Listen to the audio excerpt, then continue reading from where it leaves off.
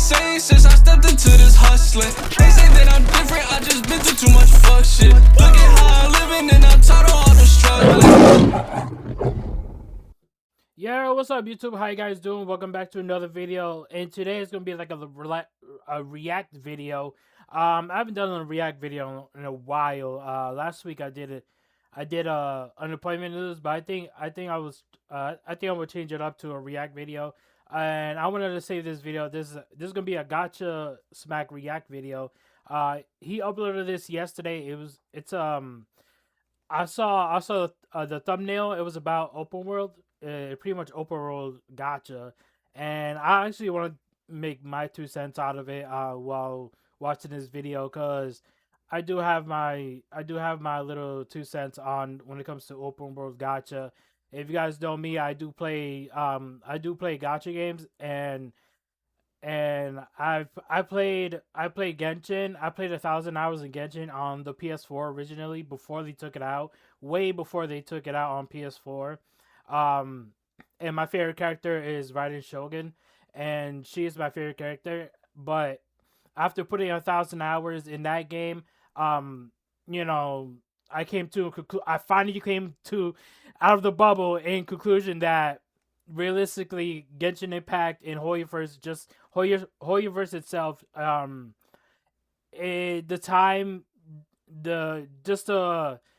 they don't, it's just that game doesn't respect my time. I feel like the amount of hours that I spent farming for artifacts and everything like that, I think all that stuff doesn't really respect my time. And just, I mean, it's Gacha. I mean, you gotta worry about the character pools, the 50-50 system, which is dog shit. You know, everyone hates a 50-50 system. Then you gotta worry about your gear.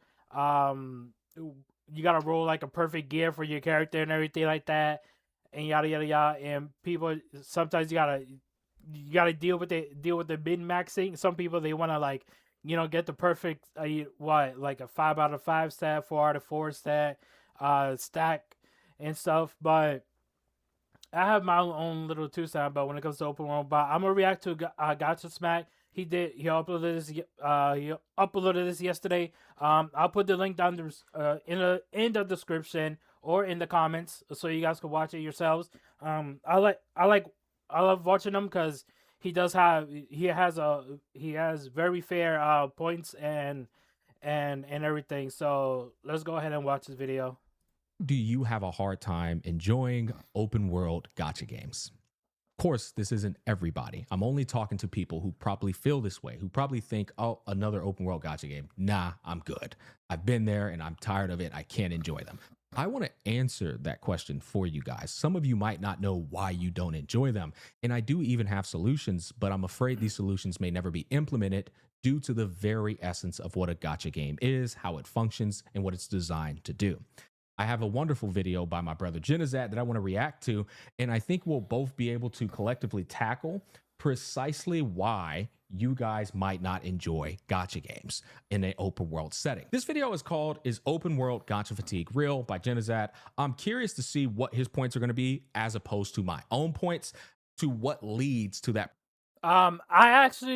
I just finished watching this video. I barely remember watching this video. I clicked on the link of watching Genizat's video. Apparently I watched like almost the whole thing, but I forgot when I watched the video. But I did watch the video. I just finished watching it, but I'm gonna rewatch it pretty much with him and see and try to recollect what I could remember or whatever what he said. But anyways, particular fatigue. Without further ado, let's get into it. There are currently 6 gacha games released that are 3D open world, with another 10 on the way. That's a total of 16 3D open world gacha games. I'll be real, I actually feel exposed. I should probably remove the gacha in my name because I didn't know there were 16 games coming out. Dear God. When will the madness end? We got Genshin Impact, Wuthering Waves, Tower of Fantasy, Arknight's Endfield, Seven Deadly Sins Origin, Neverness to Everness, Azure Permelia, Rewinding Cadence, Honkai Nexus Anima, Unending Dawn, Silver Palace, Wang Yue, Barsa Pure, Project... Okay, hold on. I knew every single game except Unending Dawn. Behold! Peacock invites you Pack our things. to the biggest film Let's go. in the galaxy. Wang Yue, is that what he said? I didn't know that one either. 2/3 Dragon Sword Awakening, and I'll add in Ananta as a special exception since people won't stop talking about it in regards to 3D open world gacha games. Okay, yeah, that is a lot of gacha games. I will say the last one too is something I didn't Palace, know. Wang Yue, Barsapir, Project 2/3 Dragon Sword Awakening. Oh, Dragon Sword Awakening. That's right. So this game is no longer a gacha game. They removed it. There's an insane amount of drama surrounding that Korea game, but it's now just a game. I think it's $30 on Steam, and a lot of people are actually receiving it quite well. They're saying it's a mixture of Genshin Impact plus Monster Hunter plus like I think Grand Blue Fantasy. I think they even drew some correlations there. I'm not sure. I've been kind of curious. I'd be lying if I said I wasn't curious, but I do kind of want to check the game out because they removed the gacha in it. That said, Yeah, Dragon Sword is actually pretty. It's actually nice. It feels, bro. I'm gonna be real. It feels really good playing a gacha feeling game without the gacha. You know what I mean? Like the tag team and the just like to actually enjoy the characters, what they do and everything. Obviously in gacha, you're gonna enjoy the characters, you know, and their skill set and stuff like that. But when it comes to like actual like the actual gacha system where that becomes like annoying and like pretty much a fatigue where the gacha system like just like it just sucks. It's just if you get rid of the gacha and you just implement the characters, let's just say if you put the characters into like a DLC or something like that, I'm pretty sure people will buy them and everything. As long as you make them good, if you make the characters good and you put them like in a DLC or something like that, I'm pretty sure some people will buy it like that and stuff like that. But at the same time, an example for the Dragon Sword, like if you take out the gacha and if you make the characters really good and you balance them out and everything, bro, the game is really good. It feels really nice. You know what I mean? I have Dragon Sword myself. I played it like a really good amount of hours. I don't know how many hours I put into it, but I put a good amount, and I've been playing the crap out of it. And like personally, it feels like it does feel like Genshin Impact with Grand Blue for me personally. It feels like Grand Blue. It feels like Grand Blue with Genshin Impact. So for me, it feels really nice, and I do like the characters, and everything. I don't know if I'm gonna make a whole review video on that because I'm not usually like a game reviewer, but the game is good and everything. So it feels really nice playing a non-gacha game that feels gacha without the gacha. You know what I mean? So it feels really nice. You know what I mean? Like everything's in the game. If you wanna get multiple copies of the character, that's in the game. You just have to like do quests and stuff like that, and you'll get like the C6 of the character and their full potential, how they are as a character, get the full potential of how strong they are. You know what I mean? So that game feels real good. it's a lot of different gacha games dropping that are in the open world category. And why do they all feel kind of like samey, or you feel like you're not getting anything new out of these gacha games? If you're this target audience, that's the conversation I want to talk about. I'm gonna let them cook a little bit more. And I'll add in Ananta as a special exception since people won't stop talking about it in regards to 3D open world gacha games. I probably even missed some, and who knows how many others haven't even been announced yet. This is just the tip of the iceberg. Since there's so many 3D open world gacha games releasing, there's some question to ask. Is there open world gacha fatigue? Which will be the first to die? And who is making these games? 100% there is absolutely open world gacha fatigue. I'm not going to speak for everyone, but I know a damn like decent 100%. amount of individuals who are tired of playing open world gacha games. Let's address some of these questions in this video, but first, determine what the criteria for an open world 3D gacha is. I'd say Okay. Personally, open world gacha for me is like, I'm done with it. I personally, I have the fatigue of like I'm done with open world. I think the only open world gacha that I'm playing right now that's only gonna be the only gacha that I'm gonna play that's open world is Wuthering Waves. Um, that's literally gonna be like the last and final open world gacha that I'm gonna be playing personally, just cause like I'm gonna be real, just because of Genshin Impact took all that toll and my time of when it comes to open world and everything, putting the 1,000 hours in that game. It's just Wuthering Waves. That's gonna be like personally, that's gonna be my last straw of like uh opening world gotcha. It's just there's a lot of them, and plus gotcha games they're fucking coming out like fucking babies these days. I mean, one's popping out, another one, and one's popping another. It's just like everything's coming out like candy, bro. Literally, like you hear about one gotcha, next week there's another gotcha. 2 weeks later there's another gotcha. Oh, next month there's gonna be another gotcha. It's just I think just the gotcha itself is just like getting oversaturated. I'm not gonna lie. I mean that could be another topic for itself, but still, open world itself, me personally, Woo is like absolutely the last straw for me. That's the only game that I'm probably gonna be sticking with. Even with that game, I'm not even like try harding. I'm not even like min maxing or anything like that. I'm playing that game like here and there and everything. Cause like I said, the open world fatigue that Genshin Impact gave me, it was like the final straw. So I'm playing what Wuwa for like in and out. But other than that, the only gacha that I'm playing right now is like it's CZ Chaos Zero Nightmare, and I'm playing solo leveling, and some other and another Dragon Traveler as well. I'm playing those. But other than that, like I'm playing like probably like 4 or 5 gachas. But other than that, like it is what it is. Open world gachas just like the fatigue of that shit is just out of me right now, to be honest.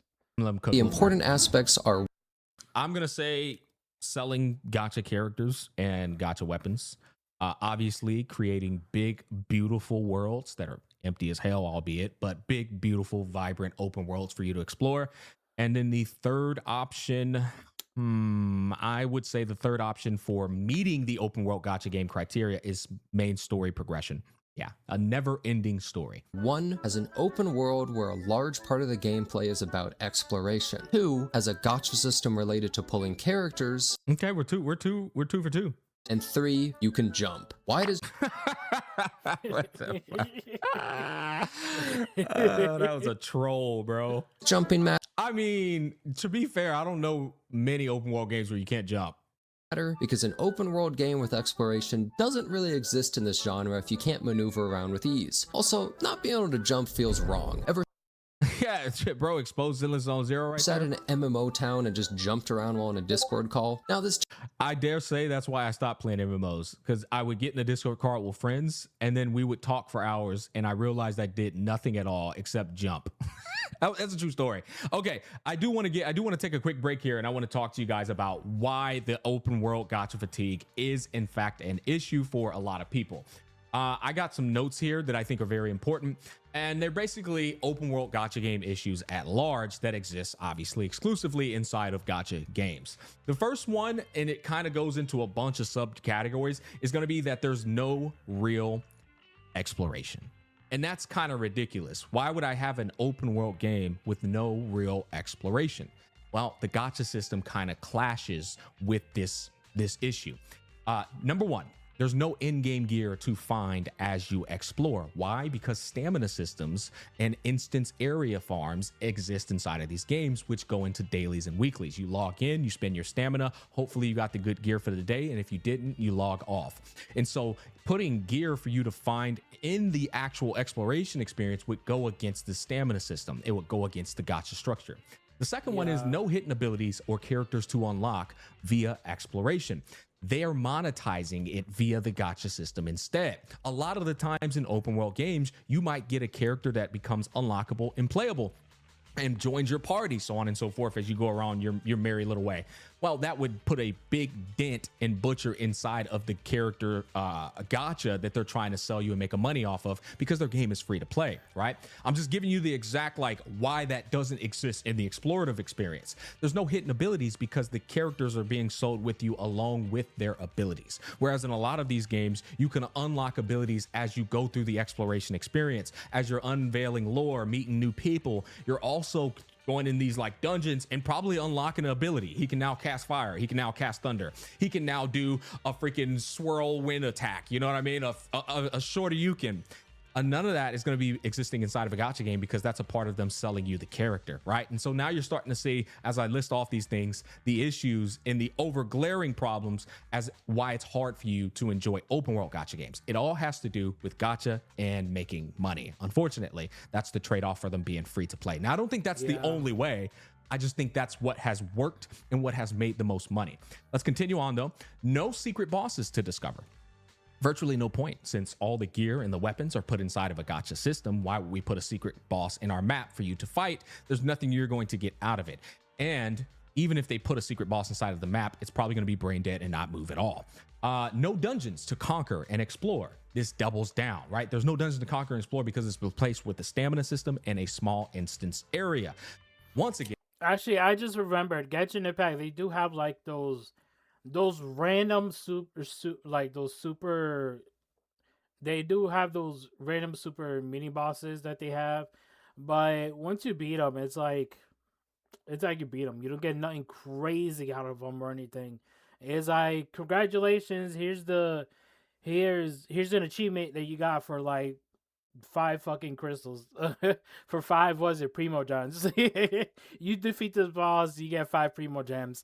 I completely forgot about that, but they have like tiny mini bosses, but what Smack said, like any like special bosses or anything like that, yeah, there's really nothing like into like that. But when it comes to like little mini bosses that you run into here and there, it's really not that special. Like I said, you kill them and you get probably like you get 5 primo gems when it comes to Genshin Impact.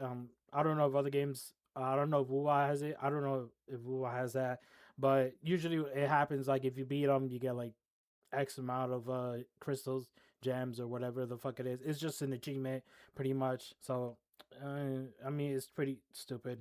Again, when I'm having fun with open world games that are not gacha games, I'm one of the big motivating factors. I just think of like Clear Obscure Expedition 33, for example. I would go into these little instance dungeons because I knew I was going to get my ass whipped and I had to beat that boss. So there was a challenging aspect that was motivating, but I might also find some really strong gear or even change up the very nature of the build of the character that I'm utilizing. These are all components that would allow me to want to go inside of these places, to motivate me to explore and clear the whole map, because there could have been some cosmetics too. Speaking of which, there are no cosmetics to unlock as you explore in a lot of these open world gacha games because they're trying to sell you them in a shitty overpriced shop, and the cosmetics are pretty damn mid. Once again, it points towards the shop, it points towards the gacha system. Either they're mid or they're just recolors. That's pretty much it.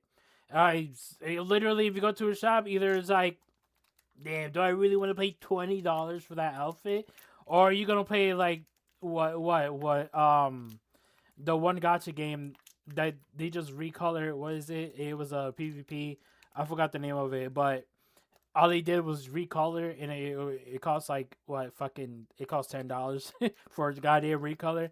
It's so stupid. System. I do think they could put cosmetics around the map for you to explore via NPCs, side quests, and exploration quests, right? I do think they should do that, but it does cut into the gacha structure that makes them, maximize a profit. Now, open world enemy threats. This is a big one. Yeah, this is a huge pause inside of Genozad's reaction, but I wanted to get through these. In fact, we'll probably take a break after this one and get back to the react, because at this point, you're just watching a Gacha Smack video of me. Yeah, open world enemy threats. Brain dead bots that barely move all throughout the open world. If they made them challenging, you know who would be mad? Mobile players, because mobile players would be bitching about how they can't get through the game because the open world enemies are too challenging. That's another thing that goes inside of a gacha game, trying to appease not only a PC market, but a Yeah, mobile market, that's because they make a literally lot what of I money just off talked mobile about when it players. came to the But there's bosses. no sense of danger when every single enemy in the world is a joke. In fact, you start to feel like you've conquered that area entirely. And once you feel Yeah. that sensation of I've conquered this area, why the fuck would I want to explore it? Does that make sense? There's less reason to explore. And so I want to get back to the React. I got more things listed here, but I wanted to make sure we tackled these things as effectively as we possibly could, because my goal with this video and this React is to make people fundamentally aware of the glaring problems with Yeah, when I don't know why people do this, but I've seen people when they make teams they make a exploration team, just to explore around and collect and and farm and everything. It's like at that point you feel like you already beat the game. You know what I mean? Like you just everything is easy mode now because you just build out your team and every you got everything on your team and whatever. The whole that exploration team that you have is all it can just fuck up everything in its path when you're farming and stuff. I mean, obviously you're farming, but it's like it's like you already beat the fucking game. That's what it really feels like. Like you just beat the game already. these open world gacha games. Let's continue on. Giant boom for open world gachas all began with the release of Genshin Impact, making billions of dollars, and since then there's been a crazy upsurge of Oh, I just realized how loud I had this video. games with similar systems. Sorry about that, guys. Start noticing a lot of strangely similar UI elements in games, or denominations of currency being 160 per pole. The combat relying on 3 to 4 characters swapping between them and using a basic attack skill and ultimate. He's not lying. Jesus, bro. This is another one I got down. The end game? I'll have a multi-character swap combat with a timer-based end game with tanky enemies that pose no real danger. Daring today, aren't we? Rock, make one of the first 2 areas be a Chinese-inspired anime fantasy world with characters whose names I can't pronounce without looking like a guilo. So, like, the thing is, one example that comes to mind that I feel like some guy in the comment section would try to make, well, do you play Souls games all the time? Well, Souls games are fundamentally and uniquely different from one another because the world in the exploration, which I just spent a great deal of time explaining to you, is uniquely different. You are, in an essence, going around this map. There's no quest marks. So you genuinely have to explore. You don't know what kind of weapons are in the game. And the bosses and the enemies, which is the dance partner of a combat experience, are incredibly challenging. And they are very and extremely unique to the point where, yes, the Souls-like combat is pretty much jump attack, roll attack, and so on and so forth. But the bosses, the fights, the enemies are why Souls games are so incredibly compelling, because you remember all of those different favorite fights that you've had in these Souls games that you will only ever get out of that fight in particular. So you can't use that as the same example as, well, all gacha games have the same elemental systems. Why are you complaining when you like all Souls games? All gacha games have the exact same system, bar for bar, one for one. And the enemies are all brain dead. The enemy experiences you barely even remember. I will say Wuthering Waves will be the closest thing to giving you actual, like, unique experiences with their tactical hologram fights. At least those are a more compelling and unique experience in comparison to, like, the rest of the things I've experienced in the space. But the problem is, you can't keep doing the exact same combat system with a brain dead gacha game enemy experience and expect people to not burn out. People are going to burn out. They're going to be numb to these experiences. I would say this is one of the problems. Like I said, if you make a really good exploration team and they're all decked the fuck out, it's literally easy mode. It literally feels like, oh, I beat the game, literally. NTE fucked up on is giving you the exact same elemental swap experience, and it's debatably worse than the games you already play. To be completely fair, you guys know I like NTE, but its combat experience is incredibly lackluster in mid because it's basically done 100% of the exact same thing that other games are already doing in the space versus creating a unique, fresh experience that these other games aren't doing. Holy shit, I have a lot to say about this topic. We see these similar systems over and over, and you bet a majority of these new games are going to have these copy-pasted again and again. Now, this isn't to say games are just the same because they share a few systems. On the contrary, many of these games are completely different. Azure Premilia, for instance, is a 3D open-world game with Pokemon monsters, while Wang Yue is a 3D open world with Pokemon monsters in a city. Or how about Nevers to Everness? Same And shit, they all different don't have the areas. things I listed. Where you have a sprawling open world urban environment where you deal with SCP like anomalies. Same shit, different layout. To be fair though, the Pokemon capture games do at the very minimum offer a new open world experience in comparison to like Wu-Wai Genshin Impact and them, because you are going to be like doing those Power World type of ordeals where you're using them to like farm cities, resources, and build them up and such. But typically in gacha games, it always ends up falling very shallow to playing the real deal, like an actual Power World or an actual Pokemon To game. Varsapura, where you deal with SCP anomalies in It's an just one urban extra open step. world. It's just Let's one not extra mention Ananta thing. either. Okay. Yeah, it's like there's almost a now copy pasta thing occurring between NTE, Ananta, and Varsapur, where they're starting to do the same elemental system, but naming it these incredibly complex fucking names. Changing up a couple of things, but it's still functionally the same swap Keep system. in mind, Yeah. I'm not trying to say any games are copying each other, but rather that so many are being produced that many styles are starting to overlap even past the game systems, and some gacha players legitimately cannot tell the difference between some of these. At a certain point, players might start getting bored of the similar concepts of switch between characters to fight, pick up chess, I mean, I'm one of them. I am completely tired of this swap system. There's no doubt about it.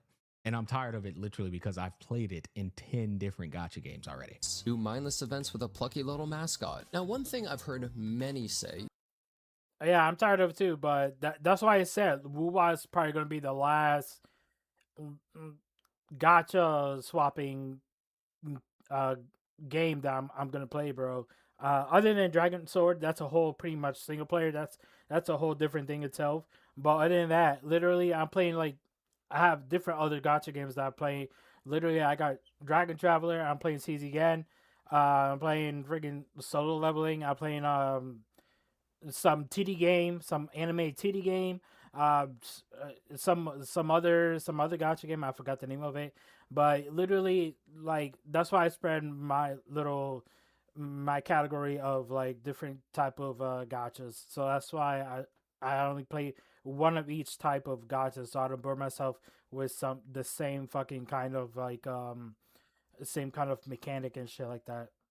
is that means you're burned out or there's open world gacha fatigue. But haven't you noticed that when you play a similar game with similar chores, you get bored faster, and it isn't really your fault? When Genshin released, players could spend hours doing menial tasks simply because it felt so new and fresh, and they loved the style. Like, So both, I feel like both could be true. You are experiencing open world gacha fatigue, but it's also a fundamental flaw on the developers of giving you the exact same game inside of a gacha infrastructure, which already waters down so much replay value, right? Like I said, when you take in all those variables I listed earlier, where all of the exploration motivation is just taken out because it exists inside of the gacha system for them to maximize a profit, then you put in gacha systems like dailies and weeklies, which aren't really engaging and compelling. It just feels like a chore or a job to do every single day.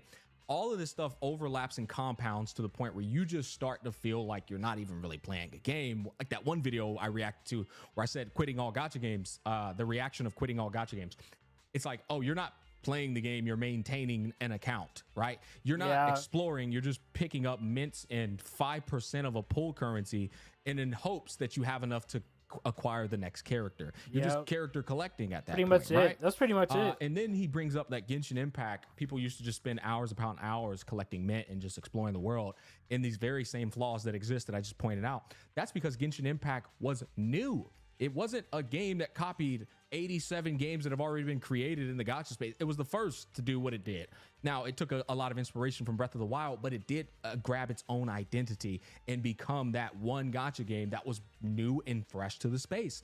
Anime shell shaded at the time was not in mass the way it is now, where now you see an anime shell shaded, you're like, oh brother, another gacha game.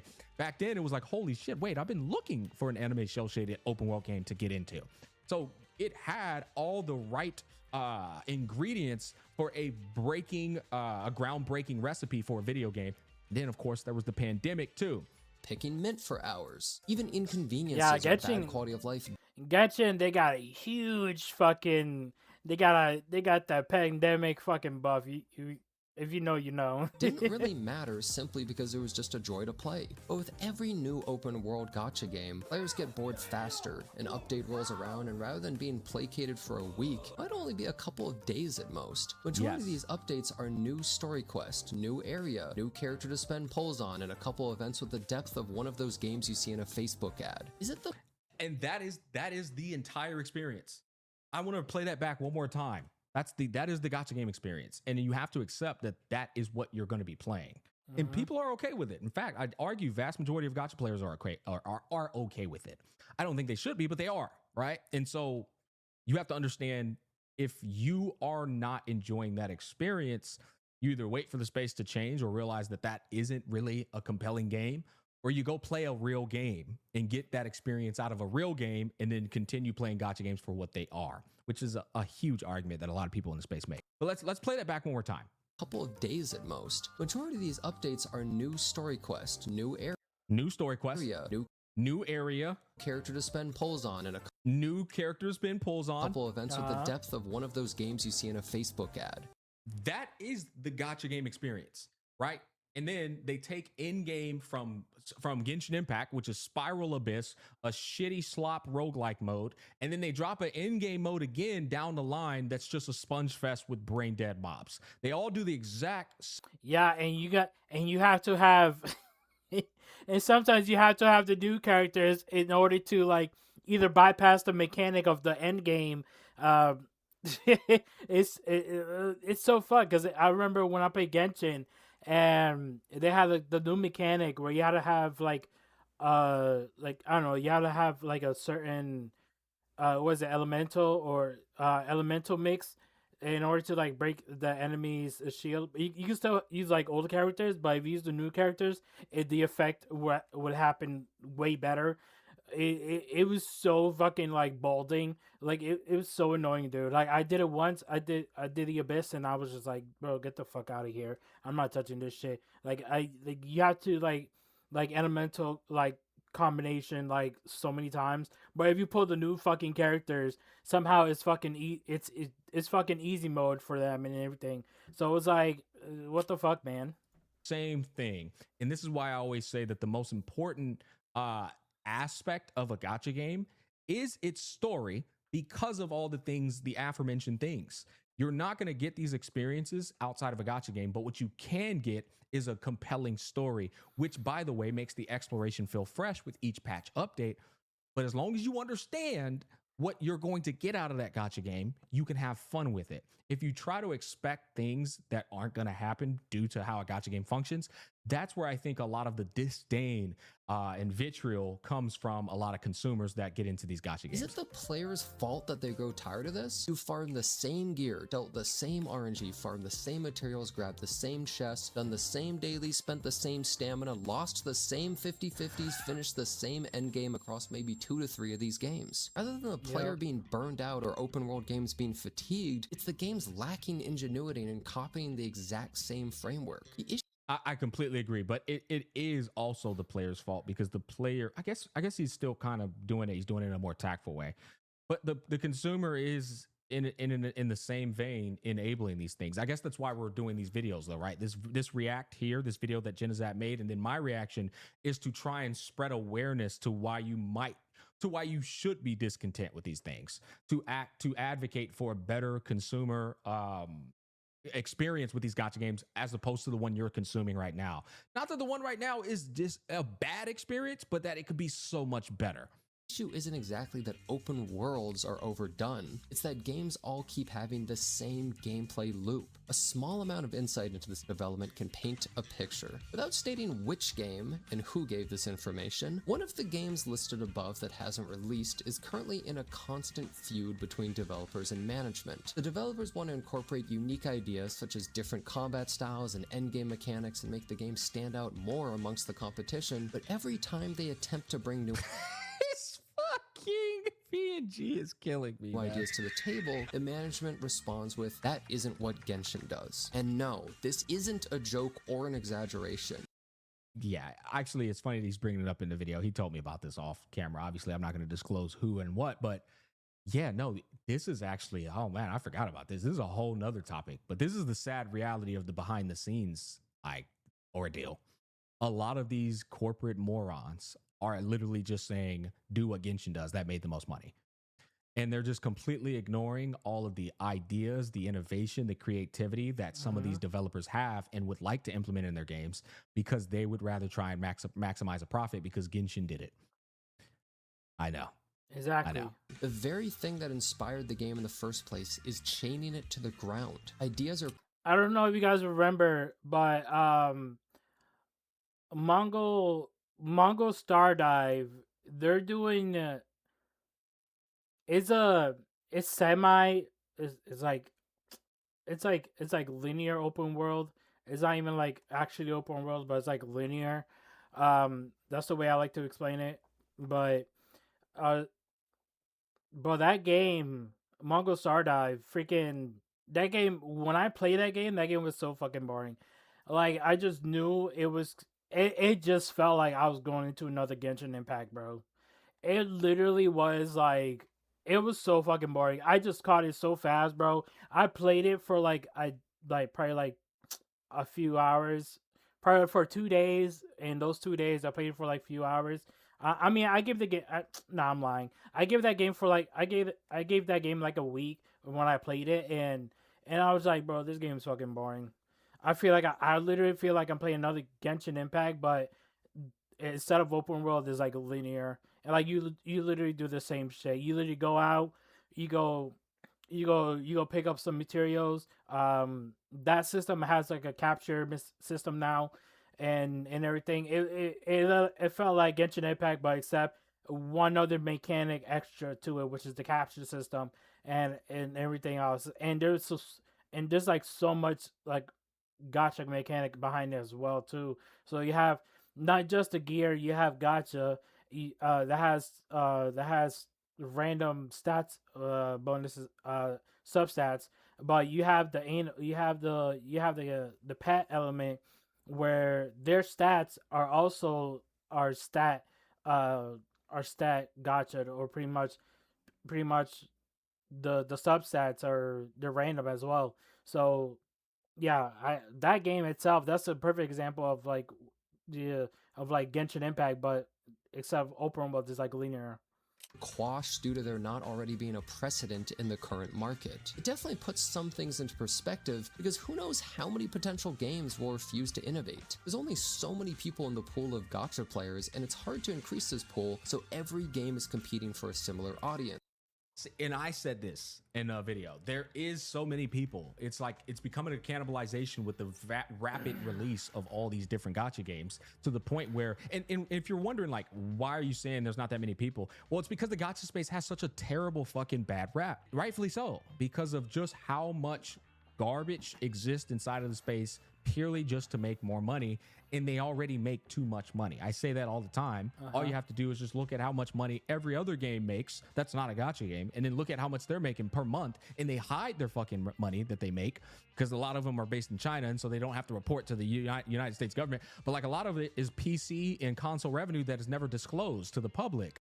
There must be a breaking point where a high production open world 3D anime game releases and it just simply flops because there's a limited pool of players. Which will be the first to end of service? Is it one already released or one that isn't even announced yet? Well, the answer is simple. It's already dead.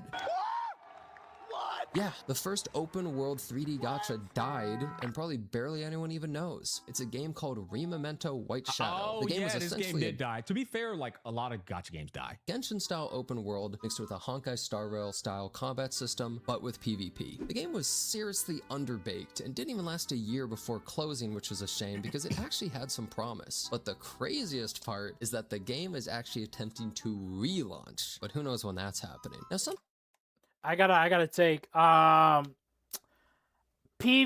gacha games are fucking dead, bro. Regardlessly, if there's a PvP gacha game that came out in probably like whatever or anything that's brand new that's gonna come out is gonna die. I don't give a fuck what anyone says. That shit is gonna fucking die. No one likes PvP. Uh, personally, I don't. It's not that really enjoyable. It's only for people that really likes, like that really wants to, likes to compete and measure dick sizes and like really like honestly it's so fucking boring, bro. And the meta always fucking changes when it comes to PvP. I mean, it's pay to win as hell when it comes to PvP gacha games. Like, bro, if it's PvP, it's gonna be dead. It's gonna die the fuck out so fucking quick, bro. Like, it's just that's my take on that shit. I mean, if you want to fight me about it, but you can fight me or whatever, but it's fucking dumb. something that I want to note is that out of all 16 of these games, all except 2 of these are from China. Other 2 being from Korea and 0 from Japan. In an article And that's my point exactly, right? The Chinese market for gacha games is booming to the point where it's killing Japanese market. Rightfully so. Japanese market had the most atrocious gacha systems known to mankind. But the other problem with that is what I told y'all. There's a lot of these gacha companies are making so much money and you don't know it because they're based in China. You don't know how much money they're actually making. Cool Yeah, interview with dude. Shuhei There Yoshida were from fucking PlayStation. trillions, He said, bro, one reason why billions. games in China are so strong is because they are made in an environment which allows for hiring a large number of personnel who can work long hours. I talked about Yep. this. Acting like Japan didn't invent a word for death related to overwork. Now, nobody outworks the Japanese, especially the anime industry. But the thing is, there's so much more manpower in China and they're getting worked to the bone as well.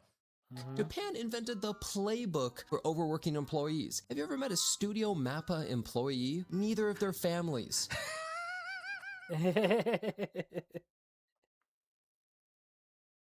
Bro, the funniest thing about that shit is like, I remember reading an article where they said a guy or a lot of the workers in the animation studio bring a bed to work so that they can sleep on it next to their office because they won't go home. And the sleep won't be like more than a nap. They'll take a nap on a bed right next to their office chair, office cubicle, and then wake up and get back to work. They won't see their family for days and sometimes weeks. Yeah, bro. You talking about locked in? But the point remains that China is Fucking the way picture, bro. Nah, bro. far outpacing other regions when it comes to these games. A friend of mine who works closely with Korean gacha companies has told me that many companies have realized they just can't even attempt to enter this market, and it's better to just work on non-gacha games. Supposedly, some Korean companies were even scared of Neverness to Everness's release, as its scale felt so enormous compared to what they could produce. There are currently 2 Korean gacha games, 7 Deadly Sins Origin and Dragon Sword Awakening. 7 Deadly Sins hasn't really made too many waves overall and had Man, that shit was booty. It was mid. I'm not gonna say it was booty. Bro, that shit was. Oh my god. No, I think it's booty cheeks, bro. Smack. I'm not gonna lie with you, gang. I think that shit's ass, bro. Booty. It was so mid a though. fairly modest launch compared to most currently out, mostly carried by its IP, 7 Yeah. Deadly Sins. No, carried by just Escanor. That's probably why he put the picture on the screen. That's correct. It's carried by Escanor. As for Bro. Dragon Sword Awakening, it's supposed to be a spiritual successor to Dragon Nest, however they worked with a publisher named Webzen. Webzen has a bad reputation, but did something that no one expected. They completely screwed over the developers of the game by withholding $2.2 million they owed to them, to eventually lead to a hostile takeover. In retaliation, the developers decided to give infinite free currency to players because they couldn't make money anyways, and they also reached out to Korean YouTubers to cover the subject and put Webzen on blast. And now, speed up to today, and Dragon Sword Awakening has fully launched separate from those fucking scumbags, Webzen. get fucked. And the game is a standalone with the publisher. And I'm sorry, not the publisher, the developer, and it's doing quite well. It's already made, I think. Bro, let's look at Dragon Sword right now. Let's look up for Dragon Sword. Let me open up my Steam and see how Dragon Sword is doing. Let's see the rating on that.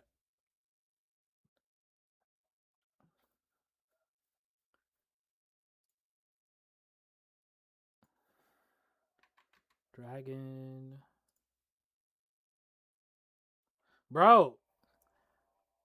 Dude, this thing's at a very positive. I mean, it has 2,000 ratings, but it's very positive, though, at least. I mean, hell yeah, dude.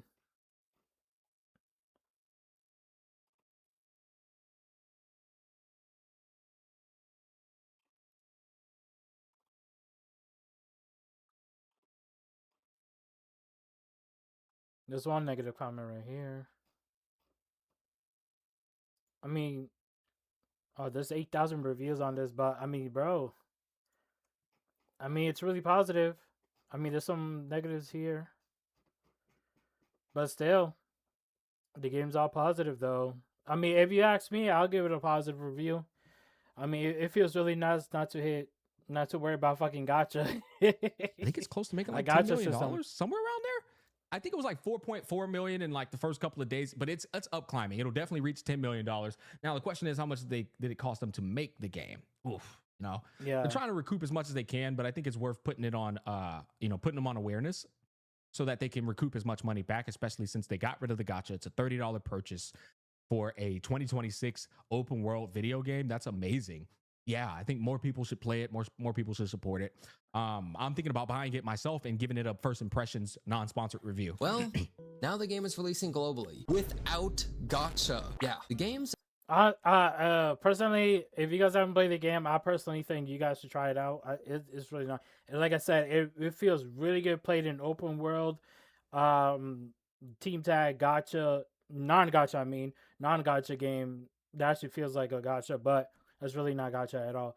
But it really feels good to play that type of game and everything. You know, it feels really good. Like I said, it's a mix of Genshin Impact and Grand Blue, so it's kind of cool. It's actually a normally priced $30 game now when it releases. Since they now have to self-publish and all the drama occurred, it's become a normal game. So now there's only really a single 3D open world gacha game from outside of China. It is a bit comical that the country to literally invent gacha has fallen behind China in terms of quality and scale of the medium. Hell, China is even starting to ramp up their own anime industry, and who knows where that'll be in a few years. Bro, to be Hero X fucking godly. Now let's finally just talk about what some of these games are that are releasing and what I think of them. Azure Premilia is basically Pal World gacha game made by Azure Lane devs. From my own experience, gameplay's fun and fluid with cool combat and building a town. Easy must play. It's a must play, but gonna offer the same exact issues where you're not gonna be able to have a real open world compelling experience. And that's the problem with every single open world gacha game. Until they actually start giving you a real compelling open world experience based off of all these things that I have pointed out myself, right? Not being afraid to add in-game gear as you explore. No hidden abilities. I mean, giving hidden abilities and stuff via exploration, secret bosses, dungeons to conquer and explore, cosmetics to unlock. Open world is actually a threat. The enemies inside of the world are a real threat. You will get clapped. Yeah.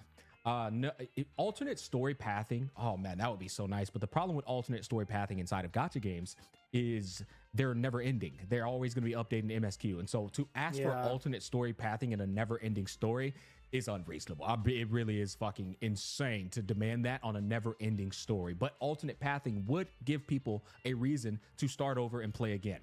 No RNG rare spawns like rainbow enemies, because once again, that's a gacha system clash. They're not going to give you rare loot. These developers and publishers are ensuring that every resource you get is meticulously budgeted to ensure that you land into a situation where you go, ooh, I am missing just enough to get that character. I'm gonna spend some money.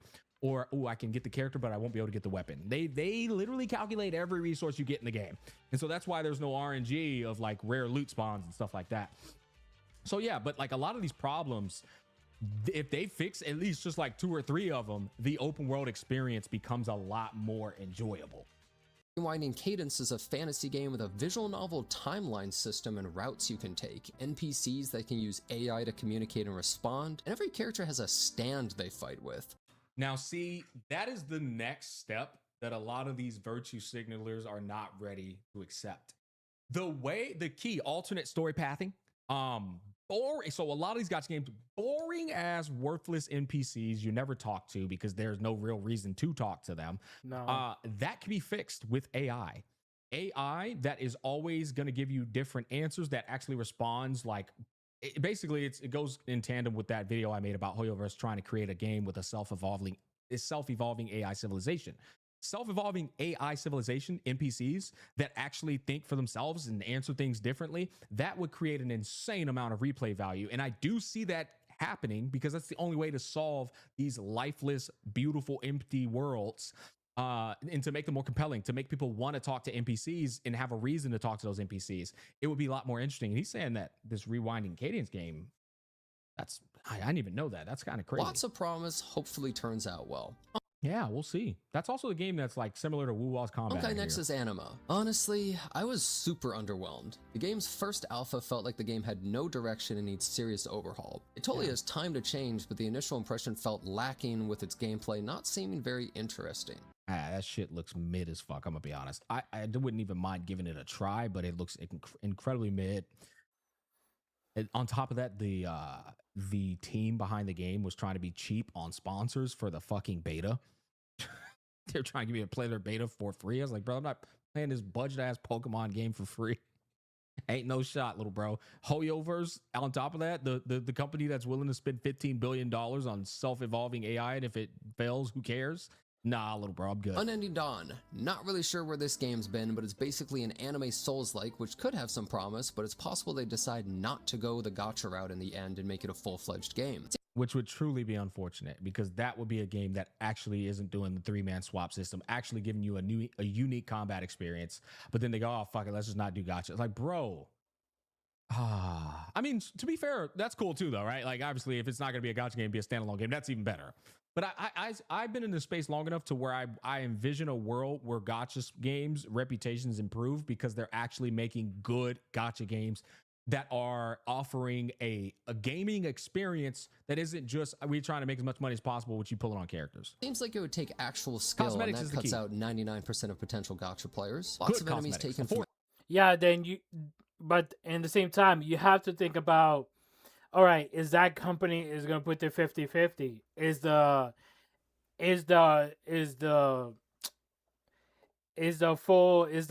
hard pity going to be really high?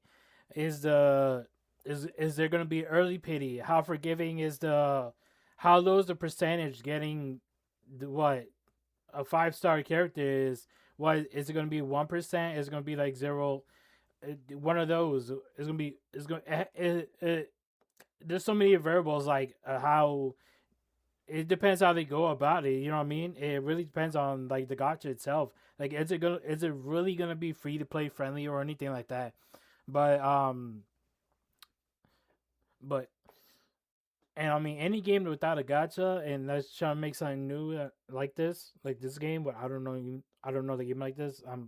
I don't know the name of it, but that's pretty cool. Elden Ring, but most footage is old and a lot can change. Silver Palace. Game has a ton of potential and its narrative is immediately interesting in a steampunk magic England as a detective. Needs a lot of polish, but its early gameplay felt good. This was before the beta, by the way. It's already improved a lot, but what I will say is Silver Palace is only going to be good for its story, as I've experienced. I'm being completely honest.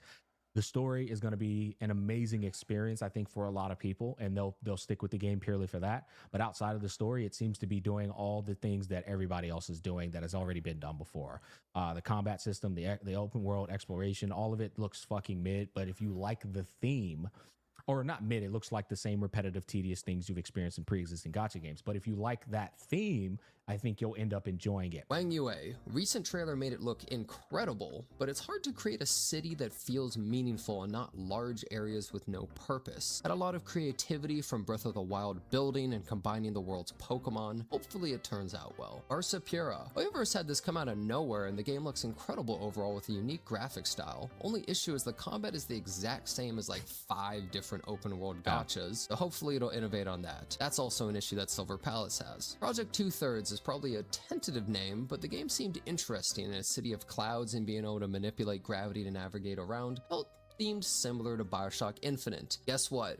You probably swap between characters to fight. Dragon Sword Awakening, technically it's changing from being a gacha, but launched in Korea initially as one. Actually has some unique combo-based combat and feels This is outdated. It did change, but I mean, like he made this video before it was released. nice to play with no stamina system, and multiplayer dungeons is awesome. Ananta, Like I said, I recommend playing Dragon Sword if you guys do consider trying to buy it or something like that. It is like I said, it does really feel nice without the gacha and all that gacha bullshit. It does feel really nice just to unlock things, just going through story progression and shit like that. Like it's so good. And if you're like I said, if you love the art style and everything of like Genshin Impact with a little bit of Grand Blue, I do highly recommend it. It's really nice.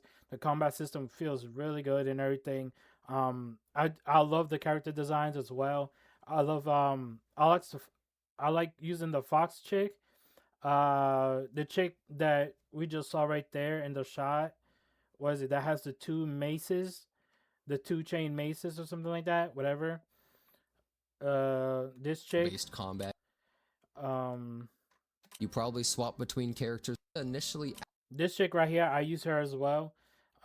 She's the other one I use, and I use another person as well. I forgot what they are. I use this chick and a fox lady. Those are my 2 favorite. I love to play to use.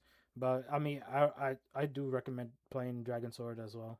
As one. Actually has some unique combo-based combat and feels This is outdated. It did change, but I mean, like he made this video before it was released. nice to play with no stamina system, and multiplayer dungeons is awesome. Oh, this is the fire lady. Yeah, already I out use the her. I know it isn't a gacha, but everyone treats it as being similar. I tried it at Tokyo Game Show, and while being impressive, I was unsure the direction the game wanted other than anime GTA, but it was really high quality. But that about wraps up my thoughts on these upcoming 3D open world games, and also on the topic of open world gacha fatigue. Hope you enjoyed the Yeah, that was a great video by my brother Genizat. I'll be sure to link it down below. To wrap up my own personal thoughts, like I said, I think what needs to happen with these open world gacha games is they need to stop thinking, oh, that'll make us make less money on the gacha system. We can't put that in the game.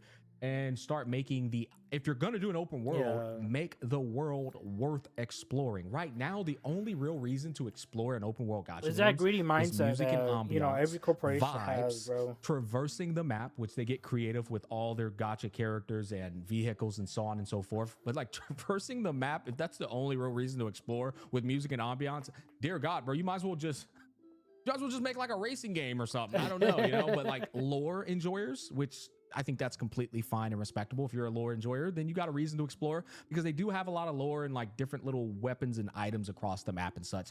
But most people don't have the knack to explore for lore. They usually just watch a lore video on YouTube. Yeah. Other than that, to be honest, I do the same exact shit. I watch a lore video to see, and I just go on YouTube, watch the lore video, and I'll be like, oh, okay, to fully understand what's the story of something or whatever.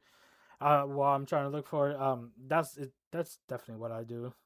It's copy and pasta with the current Genshin Impact swap system, elemental system, the break system, and all that. Same thing put in all these other games with brain dead mobs. Same exact in game, like I said, Spiral Abyss, roguelike slop, and new Sponge Fest mode that gets added like a year later down the line. A lot of these problems might always exist in gacha games. They do. They might always exist in gacha games. And if they do, then me personally, I think you should only play them for the story. And if you don't enjoy the story, you probably should just uninstall. Just drop the game. Other than that, though, I think we pretty much tackled it as well as we could. Comment down below. Let me know what you guys think. Peace, love, and happiness. And I'll catch you guys on the flip side. What do we think? I've crunched the numbers. All right. That is the video. That's the video that I want to react to. And for my 2 cents on. Also dislike, or and comment down below what you guys think about the open world fatigue of Gacha.